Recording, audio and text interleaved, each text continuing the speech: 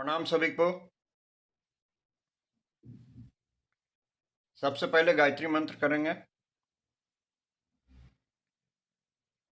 ओम भूर्भुवः स्वः तत्सवितुर्वरेण्यं भर्गो देवस्य धीमहि धियो यो नः प्रचोदयात्। अर्थात तीनों लोकों में चैतन्य रूप से विराजमान हो रहे हे परमात्मा, आप तीनों लोकों में विराज रहे हैं। मुझे ऐसी सद्बुद्धि दें कि मैं नित्य हमारी बुद्धि उस चिन्मय स्वरूप में प्रतिष्ठित हो जाए। ओम भूर्भुवः स्वः तत्सवितुर्वरेण्यं भर्गो देवस्य धीमहि धियो यो नः प्रचोदयात्। अर्थात तीनों लोकों में हे परमात्मा, ये काफी वरण्य हैं, आप ही धारण करने योग्य हैं, जो चैतन्य स्वरूप हैं। हमारी बुद्धि नित्य उसी में प्रतिष्ठित हो जाए। सबसे पहले प्राणायाम करेंगे। प्राणायाम में गहरी लंबी सांस भरना है और धीरे धीरे सांस को छोड़ना है। आंखें बंद कर लें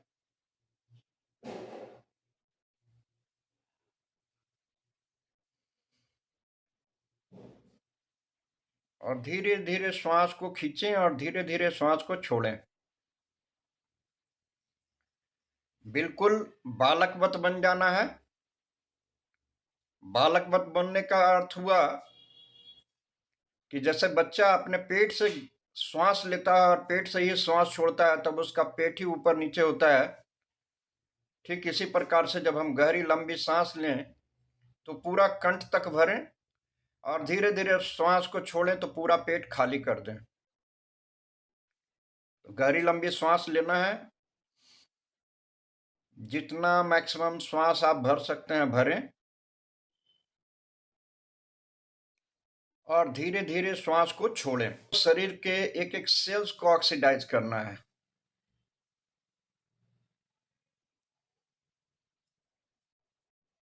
गहरी लंबी श्वास धीरे धीरे भरें और धीरे धीरे श्वास को छोड़ें। जितना गहरा लंबा भर सकते हैं भरें। जब हम श्वास भरते हैं तो एक अवस्था आती है कि श्वास एक समय फिर ठहर जाता है, उससे ज्यादा आप श्वास नहीं ले सकते हैं। यह अंतः कुंभक हुआ। जब श्वास ठहरता है यानी प्राण ठहरता है तो मन शांत हो जाता है, मन ठहर जाता है और चेतना, हमारे भीतर की चेतना जो है वो उस समय प्रकाशित होती है। और जब हम पूरी तरह से श्वास छोड़ते हैं तो सांस पूरा निकालने के बाद फिर एक ऐसी अवस्था आती है जिसके बाद और श्वास को नहीं निकाला जा सकती है। इस अवस्था में भी प्राण ठहर जाता है और तब मन भी शांत हो जाता है और इस समय भी अपने चिन्मय स्वरूप से मिलना आसान हो जाता है। परंतु चिन्मयता वास्तव में नित्य है। तो अपने चिन्मयता में खो करके जितना समर्पण भाव से अपने आप को पूरा छोड़ करके गहरी लंबी श्वास भरते रहें, परमात्मा का नाम लेते रहें, ईश्वर के प्रति अपने प्राणों का समर्पण करें। परमात्मा नित्य हैं, सर्वत्र हैं, चैतन्य के स्वरूप में हर जगह स्थित हैं। धीरे धीरे श्वास लेते रहें और धीरे धीरे श्वास को छोड़ते रहें। पूरा समर्पण के भाव से आंखें बंद रख करके, आंखें बंद रखने से बाहर के विचार आना थोड़ा कम हो जाता है और अंतर्मुख होने का प्रयास धीरे धीरे करते रहें। आंखें बंद करके अपने श्वासों पे ध्यान, श्वास कहाँ से आ रही है, कहाँ से जा रही है, कहाँ से उसका उदय हो रहा है और कहाँ उसका अंत हो रहा है। जहाँ से शुद्ध प्राण की उत्पत्ति हो रही है, वहीं से मन का भी उत्पत्ति हो रहा है। उसके प्रति पूर्ण समर्पित होते जाएं। धीरे धीरे श्वास छोड़ें और धीरे धीरे गहरी लंबी श्वास भरें। धीरे धीरे अपनी सहज अवस्था में श्वास को गहरी लंबी करते रहें। ज़्यादा जोर नहीं लगाना है, बहुत आराम आराम से करना है। और जो बताया जा रहा है उसको ध्यान पूर्वक सुने। आज का भी विषय दो लिया गया है। एक है मानसिक रोग और उसके उपचार, और दूसरा है स्वाध्याय। परंतु ये दोनों दो सब्जेक्ट ना होकर के वास्तव में ये एक ही सब्जेक्ट है। इसको हम आगे समझते हैं कैसे।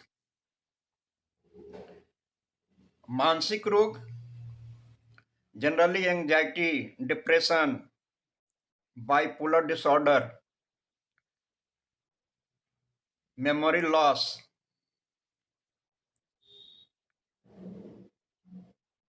इसी प्रकार से बहुत सारे डिल्यूजन्स हो जाते हैं। उसमें पागलपन की भी एक अवस्था होती है।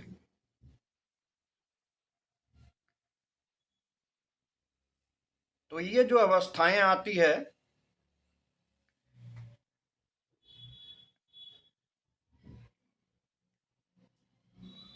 इन अवस्थाओं में इसका कारण है, और इसका कारण है समाज, इसका कारण है परिवार, इसका कारण है माहौल।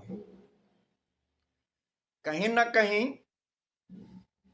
ये सब जो रोग होता है ये वास्तव में उस सिचुएशन का परिणाम होता है जो व्यक्ति उस सिचुएशन को फेस करता हुआ होता है। यानी कहीं ना कहीं आप देखेंगे तो जो कॉन्फ्लिक्ट उत्पन्न हुआ है वो कॉन्फ्लिक्ट का कारण ही सप्रेशन ऑफ इमोशंस है। हमारे क्रोध, हमारा चिंता, फिक्र, गिरीफ, जो दुख जीवन में मिलता है, घृणा, द्वेष, लगातार मन में एक ही बात पे ठहर जाना, किसी चिंता में ठहर जाना, तो भीतर से हार्मोन्स का सेक्रेशन होना शुरू हो जाता है। हमारे हार्मोन्स में बदलाव आना शुरू होता है। नतीजा ये होता है कि हमारे जीन्स जो हैं वो प्रभावित होते हैं, और जीन्स के प्रभावित होने से उसका हमारे अंतःकरण पे, मन पे, सब पे इफेक्ट आता है, और फिर वह रोग के परिणाम में हमें दिखता है। लेकिन हमें देखना है कि क्या यह रोग सिर्फ वही व्यक्ति को है। हम पागल जो बोल देते हैं कि पागल, तो पागल का अर्थ होता है किसी चीज को पाया और उसमें गल गया। मतलब जो सिचुएशन क्रिएट हुई, मन पे उसका प्रभाव रहा, मन निरंतर उसी का चिंतन करता रहा, और फिर चिंतन करते करते उस तरह का हार्मोन्स का सेक्रेशन हुआ, और फिर उसी पे वो स्टेबल हो गया। यही डिजीज के रूप में परिणत हो जाता है। हम उसे भिन्न भिन्न रोग के बारे में जानते हैं। परंतु यह समझना होगा कि जो, इससे पहले कि मैं आगे कुछ बोलूं, एक मैं कहानी के बारे में बताना चाहूंगा। मैंने कभी किसी क्लास में एक कहानी पढ़ा था। उस कहानी में जो था वो ये था कि जो नायक था वो आंख वाला था, और वह किसी ऐसे देश में चला जाता है जिस देश में सारे के सारे अंधे लोग रहते हैं। वहां जाने पे उसे किसी से प्रेम होता है, उन अंधों में से ही किसी सुंदर लड़की से उसे प्रेम होता है, और प्रेम होने के बाद दोनों के विवाह की बात आती है, तो जो वहां पे पंचायत होती है, वहां पे यह बताया जाता है कि इस व्यक्ति को एक रोग है, और वह रोग कुछ और नहीं, देखने का रोग है। तो फिर पंचायत में यह निर्णय किया जाता है कि इस व्यक्ति को हमारे जैसा होना पड़ेगा। अगर इस व्यक्ति को विवाह करना है तो इस व्यक्ति को हमारे जैसा होना होगा, यानी आंख का ऑपरेशन कराना होगा। क्योंकि वो बहुत प्रेम करता है तो वह इस चीज के लिए तैयार हो जाता है। परंतु जब दूसरा दिन सवेरा होता है और सवेरा पक्षियों का चहचहाना, सूरज की लालिमा को देखना और पौधों को रंग बिरंगे संसार को देखना, तो वह व्यक्ति सोचता है कि अरे ये क्या बात हो गई, मैं ऐसे चीज को छोड़ दूं जिस आंख के द्वारा हम सुंदर सुंदर चीजों को देख सकते हैं, और इनके बीच में हम अपना जीवन को नारकीय बना लें। बस वो बहुबंदा निकल जाता है। अब ये समझना होगा कि यह मनुष्य जीवन तो मिला था होश में आने के लिए। मन को होश में लाने का अर्थ है कि मन का जहां से उदय हो रहा है और मन जहां लय हो रहा है वह चेतना है। लेकिन साधारण व्यक्ति को इसका अनुभूति नहीं है। वह संसार को ही सत्य समझ रहा है। संसार वास्तव में सत्य है, परंतु जो इसकी प्रेजेंट अवस्था है यही सत्य है। जैसे स्वप्न को, जो आप स्वप्न देखते रहते हैं, ये जो स्वप्न है, स्वप्न की प्रेजेंट अवस्था ही सत्य है। ठीक उसी प्रकार से अभी की जो प्रेजेंट अवस्था है वह सत्य होता है, लेकिन स्वप्न को अब देखना ये कल्पना हो जाता है, मन के दायरे में आ जाता है। यानी प्रेजेंट की जो अवस्था होता है वो चैतन्य की अवस्था होने के कारण, चैतन्य के कारण ही सब सत्य नजर आता है। परंतु मनुष्य क्या किया है? मनुष्य भी तो संसार को पाकर के पागल हो गया है, वह उसी में गल गया है। जबकि संसार जो है परमात्मा की माया है, परमात्मा का ऐश्वर्य है।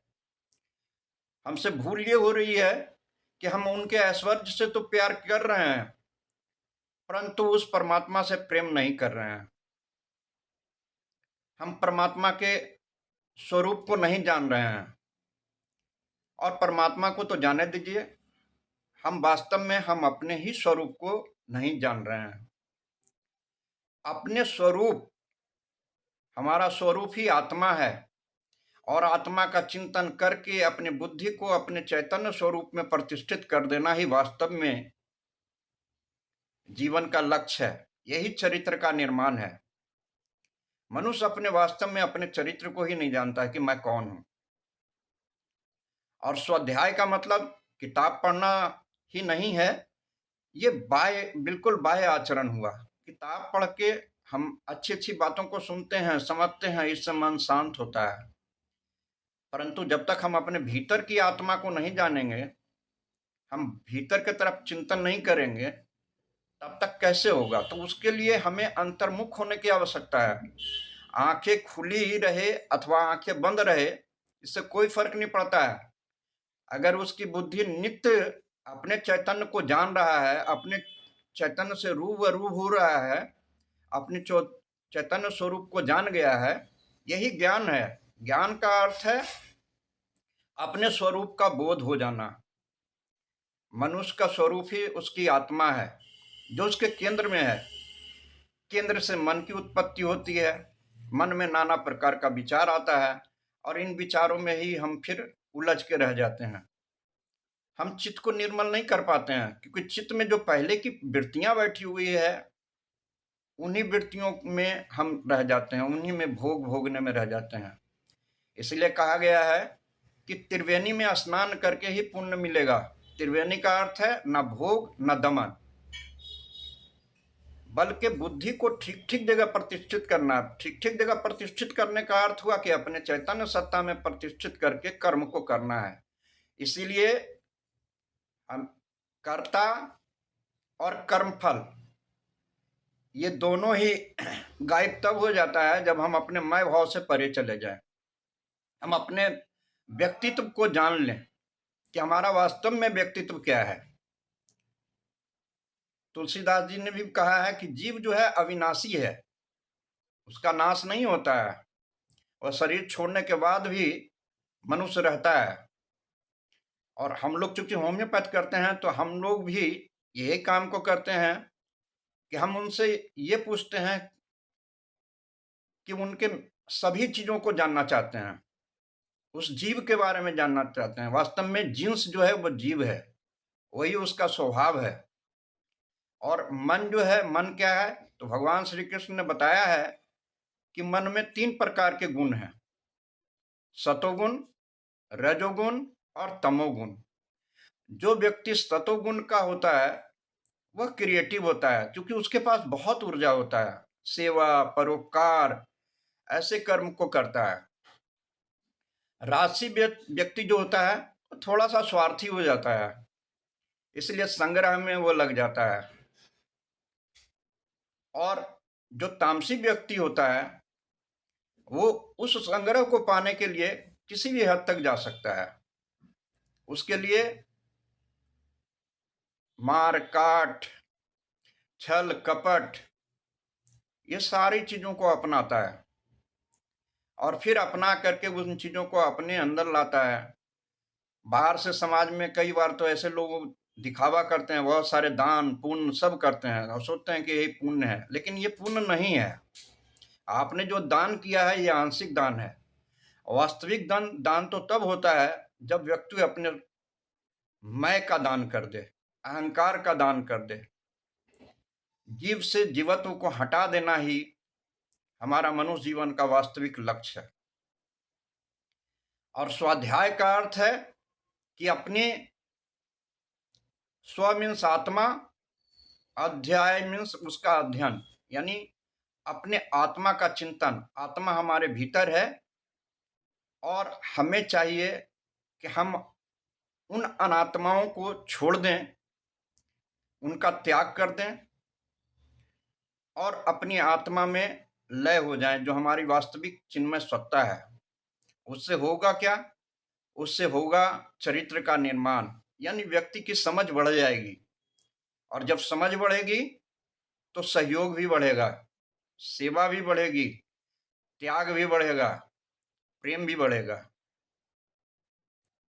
इसलिए कबीर साहब ने लोगों को जगाने के लिए ही कहा है, पोथी पढ़ी पढ़ी जग मुआ, पंडित भया न कोई, 2.5 अक्षर प्रेम का पढ़े सो पंडित होए।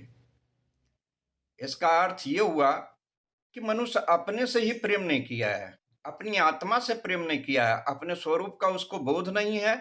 और प्रेम तो कर रहा है, परंतु शरीर भाव से जी रहा है और शरीर को ही प्रेम कर रहा है, जबकि शरीर तो उसका पिंजड़ा है जिसमें वह आया है और एक समय आने के बाद चला जाएगा। शरीर पहले भी नहीं था। अगर किसी व्यक्ति की आयु मान लीजिए 50 साल है तो 50 साल पहले भी वो उस शरीर में नहीं था, और 50 साल अगर उस व्यक्ति की आयु 100 साल है तो 100 साल के बाद फिर वो व्यक्ति नहीं रहेगा। लेकिन जीव का नाश नहीं होता है। तुलसीदास ने उसको बोला है कि जीव जो है अविनाशी है, वास्तव में वह अविनाशी का ही अंश है, क्योंकि वह जीव जो है जीवात्मा है।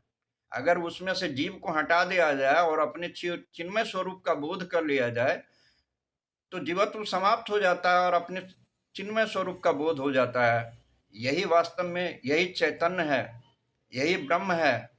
और इसीलिए कहा गया है कि परमात्मा जो है सर्वत्र है, सभी जगह व्याप्त है। लेकिन वह तभी दिखेगा ना जब हम अपने चैतन्य को अपने भीतर देख लें। वही फिर आंख खुलती है बाहर, तो उस आंख से बाहर भी सब कुछ चैतन्य ही दिखता है, क्योंकि अब उसकी ज्ञान दृष्टिकोण हो गया है, दृष्टि बदल गई है। तो जब तक दृष्टि नहीं बदलेगी, इसीलिए कहा जाता है नजरें बदली तो नजरिया बदल गया। ये नजरिया यही है कि भीतर में मन का क्या अवस्था है। जब हम चैतन्य का बोध करते हैं तो मन उसमें पूर्ण रूप से लय हो जाता है, तो फिर जो कार्य होता है वास्तव में ईश्वरीय कार्य होता है। इसलिए तुलसीदास जी ने कहा है, कितना सुंदर कहा है हनुमान जी के बारे में। हनुमान जी कौन है? हनुमान जी भक्त हैं। मनुष्य का मन ही वास्तव में बानर है। वह एक एक चीज को छोड़ के दूसरी चीजों पे छलांग लगाता रहता है। अगर यही मन जब परमात्मा में लय हो जाता है तो यही तो भक्ति है। भक्ति अपने चिन्मय स्वरूप को पा लेना है, जो नित्य है, सर्वत्र है। हम उसको छोड़ करके अपने छोटे से शरीर के साथ संबंध जोड़ लिए और उस विराट को हम छोड़ दिए। ये कितनी बड़ी गलती हुई है। क्या ये कोई प्राप्ति है? आप जो भी पा रहे हैं ये सब तो हमारा संकल्प है, विचार है। ये संकल्प इसीलिए गहरी नींद के समय में हमारी जितनी भी चीजें होती है वो हमें उपस्थित नहीं होता है। मनुष्य को चाहिए कि अपने शरीर के भाव से अलिप्त हो जाए और अपने उस जीवात्मा के भाव से भी निवृत्त हो जाए और अपने चिन्मय स्वरूप की प्राप्ति कर ले। यही उसका वास्तविक लक्ष्य है। जब ऐसी प्राप्ति हो जाती है, इसलिए कहा गया है कि आत्मधन से बढ़ के कोई धन नहीं है। वास्तव में तब उसको अपना स्वरूप का बोध हो जाता है। स्वरूप का बोध होना ही ज्ञान है। तो वह व्यक्ति भी पागल हो जाता है और संसार उसे पागल के रूप में कहने लगता है, लेकिन वास्तव में उसके पास वो आंख आ जाती है। तभी ऐसा व्यक्ति फिर क्या करता है कि इस समाज को छोड़ के कहीं और चला जाता है। तो कहा जाता है कि व्यक्ति को सब कुछ छोड़ के चला गया। गृहस्थी नहीं करना चाहिए था, गृहस्थी करना चाहिए था। गृहस्थी करने के लिए ही आए हो। संसार परमात्मा का ऐश्वर्य है और इसको तरीके से जीना है। हमें जो घर में या समाज में जो माहौल बनाना है, प्रेम, सेवा, त्याग, सहयोग, दूसरे की मदद, परोपकार, ऐसे चीजों को अपनाना है। तभी होगा राम काज करवे को आतुर। हनुमान जी राम काज करवे को आतुर हैं। अर्थात सब कुछ, जो भी जगत में जो भी काम हो रहा है, जब व्यक्ति को अपना चिन्मय स्वरूप का बोध हो जाता है तो जो भी उसके सामने कार्य जाते हैं, अच्छे अथवा बुरा नहीं होता है। राम, एक बहुत पहले मैंने एक बहुत सुंदर गाना सुना था जिसमें था, देखो वो दीवानों ऐसा काम ना करो, राम का नाम बदनाम ना करो, राम ने हंसकर सब कुछ त्यागा। तो गाना तो हम गा देते हैं, लेकिन हम में क्या ऐसा त्याग आता है? और वो त्याग इसलिए नहीं आता है क्योंकि हमें स्वार्थ भाव है। स्वार्थ भाव का मतलब ये असली स्वार्थ की भाव को हम नहीं समझ पाते हैं। स्व मीन्स आत्मा, और उस अर्थ को समझना तभी हो सकता है जब हम अपने चिन्मय स्वरूप का हमें बोध हो जाए, हमें अपने चिन्मयता का बोध हो जाए। लेकिन जब तक ये बोध नहीं होता है तब तक मनुष्य अपने शरीर से ही लगा हुआ है। तो शरीर से होना ही ये गलत स्वार्थ हो गया। असली स्वार्थ तो ये है कि हम अपने चिन्मय स्वरूप से बोध करें। अब परमात्मा के प्रति जो है, हम फिर क्या होगा कि ईश्वर के प्रति जो भी कार्य होगा वो सब कार्य ईश्वरीय हो जाएगा, क्योंकि हमारा स्वरूप अब चिन्मय स्वरूप हो गया। तो हमारे जो द्वारा जो कार्य होंगे वो भी उचित होगा। फिर कैसा रोग और कैसी बीमारी, सब जगह प्रेम, सब जगह शांति, सब जगह आनंद, सब जगह सुख। मनुष्य यही करने के लिए आया है। इसीलिए सेवा का बहुत महत्व है, दान का बहुत महत्व है। लेकिन सेवा कैसी? जब एकदम निष्काम सेवा हो, तेरा तुझको अर्पण। तुलसीदास जी के पास जब कोई आता है और वो जब किसी को कुछ देते हैं तो बड़ा सुंदर उसमें आया है कि ज्यों ज्यों कर ऊंचो करो ते तो नीचे नैन। संसार को तो ये लगता है कि ये दे रहा है, बहुत कुछ दे रहा है, लेकिन उसका जो भाव होता है, उसका भाव तो ये होता है कि देनहार कोई और है, भेजत जो दिन रैन, लोग भरम हम पर करे तासु नीचे नैन। अर्थात वो शरीर भाव से नहीं है, वो तो परमात्मा के भाव से है, चिन्मय स्वरूप के भाव से है। आप में भी वही चिन्मयता देख रहा है और वह उस व्यक्ति को मदद कर रहा है जिसको जरूरत है। तो भीख भी वैसे जगह ही देना चाहिए जो जरूरतमंद है। आजकल तो मंदिरों के पास देखा जाता है कि दान किया जाता है, और वही जो भिखारी है वो उन्हीं पैसों से वो गाड़ी कहीं और पार्क करता है और उन्हीं पैसों से दारू पी करके घूमता है। और जब उससे कहा जाता है कि तुम दारू पीते हो, तो कहता नहीं, मैं दारू तो नहीं पीता हूं, मैंने तो ब्रांडी पिया है।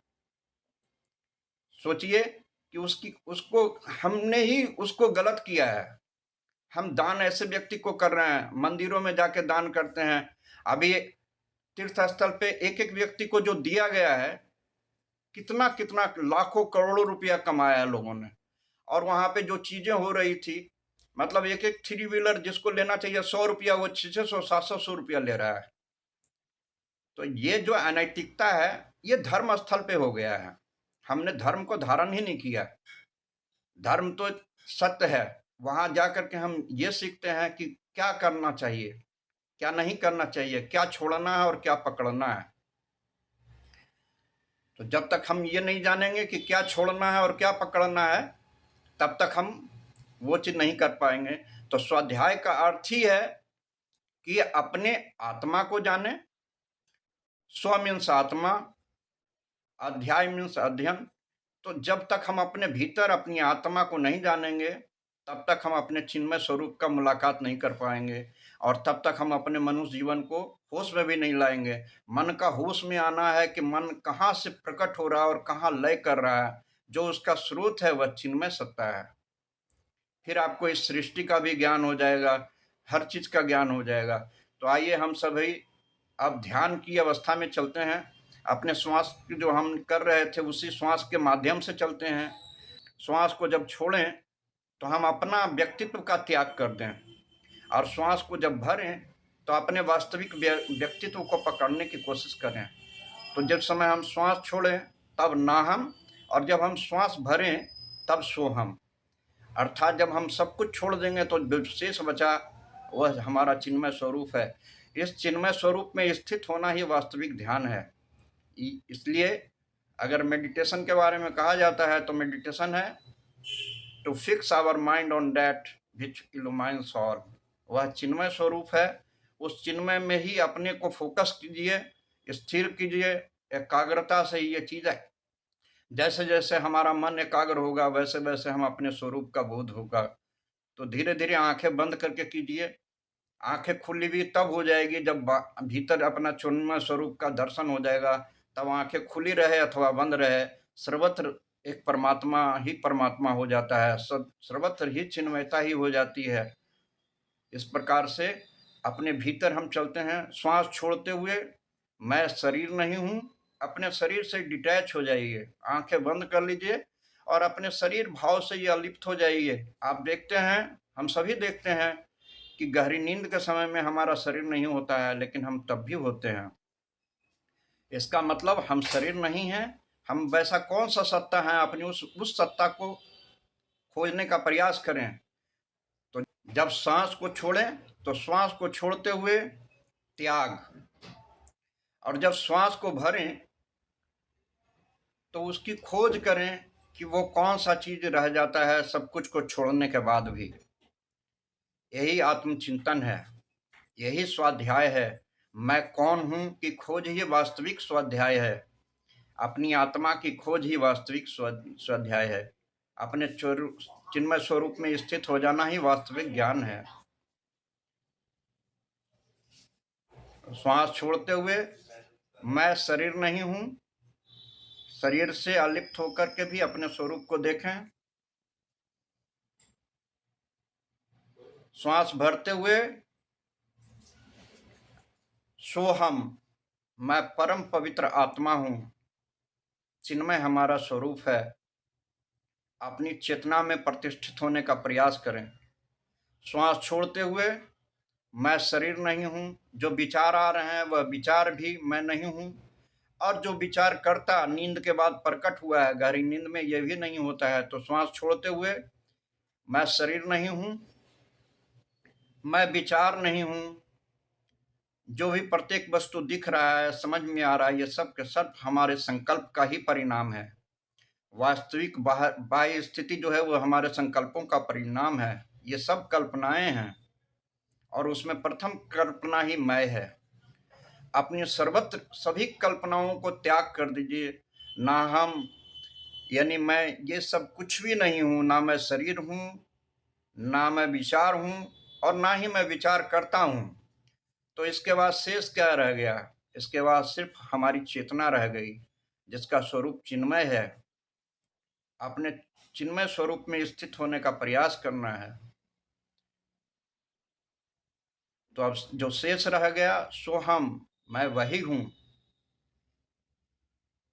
वास्तव में हम शुद्ध आत्मा ही हैं।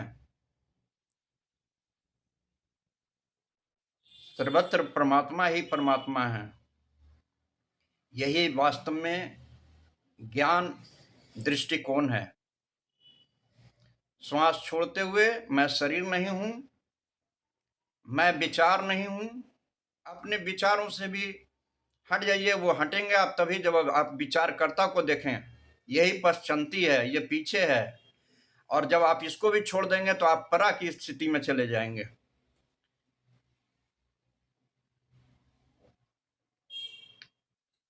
तो श्वास छोड़ते हुए मैं शरीर नहीं हूँ, मैं विचार नहीं हूँ, मैं विचार करता भी नहीं हूँ। सांस भरते हुए अथवा रुका हुआ अवस्था में, अब सहज ही अवस्था है।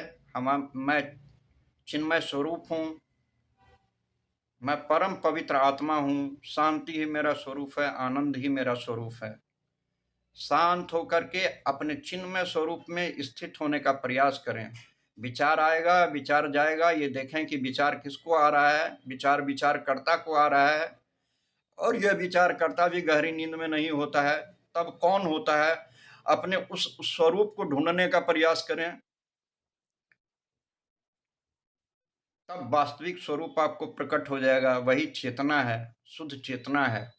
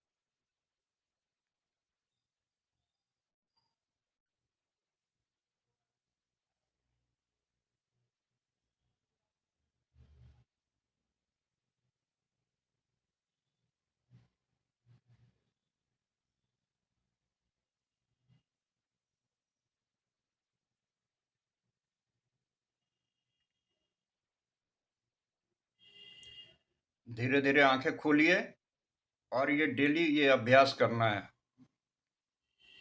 कबीर साहब ने इसी अवस्था को बोला है, खोजत खोजत हे सखी मैं भी गयो हेराए। खोजने वाला जीव है, जब इसको खोजता है तो उसको अपने चिन्मयता का बोध होता है और जीवत्व समाप्त हो जाता है। और फिर इसी को कबीर साहब ने कहा है कि समुद्र में बूंद को विलय होने को तो सभी जानते हैं, परंतु बिरला ही कोई होता है जो बूंद में समुद्र को समाहित कर देता है। वास्तव में यह मन है, भवसागर के रूप में दिख रहा है, परंतु जब मन जीव अपने स्वरूप की खोज करता है तो मन उसका पूर्ण रूप से लय हो जाता है और फिर जो प्रकट होता है वो चिन्मय सत्ता प्रकट होती है जो सर्वत्र है। इसी प्रकार से मनुष्य जो है एक संभावित विराट है, परंतु जब अपने वास्तविक स्वरूप को ही नहीं जानेगा तो फिर कैसे उसको जान सकता है। आप सबका बहुत बहुत धन्यवाद। आप सबने बहुत कीमती वक्त दिया है। इस प्रकार से ये जागने और जगाने का काम है। अपने आलस, अपने प्रमाद, उसका त्याग करके मनुष्य को चाहिए कि अपने चिन्मय स्वरूप का बोध करे। यही वास्तव में उसका जागना है और उसमें आलस, प्रमाद बहुत बड़ा बाधक है। अगर किसी को कुछ बोलना है या कोई सलाह देना है तो दे सकते हैं। बहुत बहुत धन्यवाद।